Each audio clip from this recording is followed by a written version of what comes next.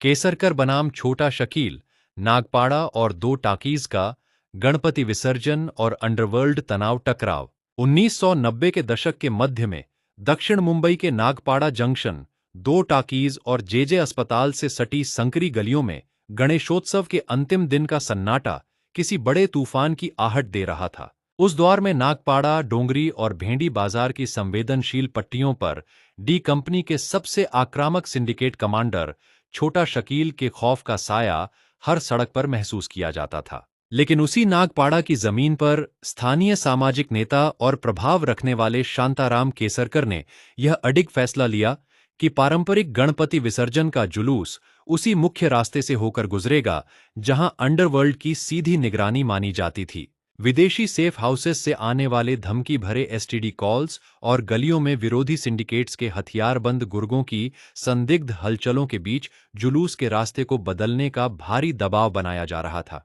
केसरकर ने किसी भी धमकी के आगे झुकने से साफ इनकार कर दिया और स्थानीय नागरिकों, ढोल ताशा पथकों और युवाओं के साथ मिलकर नागपाड़ा के मुख्य चौराहे से विसर्जन यात्रा आगे बढ़ाने का ऐलान कर दिया।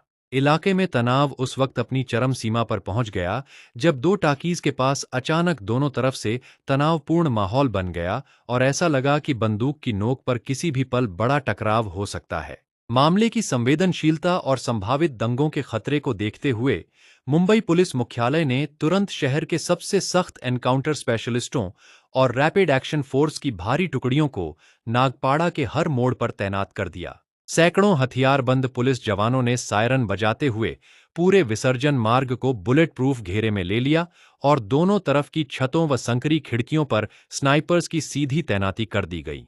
केसरकर के नेतृत्व में विसर्जन का काफिला भारी नारों और आस्था के साथ नागपाड़ा के संवेदनशील मुहानों से बिना किसी समझौते के सीना ताने आगे बढ़ता चला गया।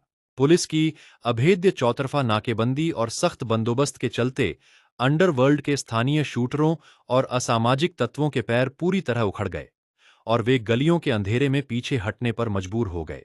इस ऐतिहासिक घटना ने यह साबित कर दिया कि खाकी की मजबूत इच्छा शक्ति और स्थानीय जनता के अदम्य साहस के सामने अंडरवर्ल्ड की बंदूकों का खौफ पूरी तरह बेअसर साबित हुआ। लेकिन विसर्जन समाप्त होने के कुछ ही घंटों बाद नागपाड़ा के एक बंद पड़े शेड के पास से संदिग्ध हालत में भाग रहे दो संदिग्धों को क्राइम ब्रांच ने हिरासत में लिया। तलाशी के दौरान उनके पास से विदेशी ऑटोमेटिक हथियार और एक सीलबंद लिफाफा बरामद हुआ जिसमें उस विसर्जन जुलूस के दौरान भगदड़ मचाने की एक बेहद खतरनाक और गोपनीय साजिश का कच्चा चिट्ठा दर्ज था। इस तहकीकात के अगले हिस्से को जानने के लिए कमेंट बॉक्स में केसारकर लिखकर बताएं। ये कहानी पसंद आई हो तो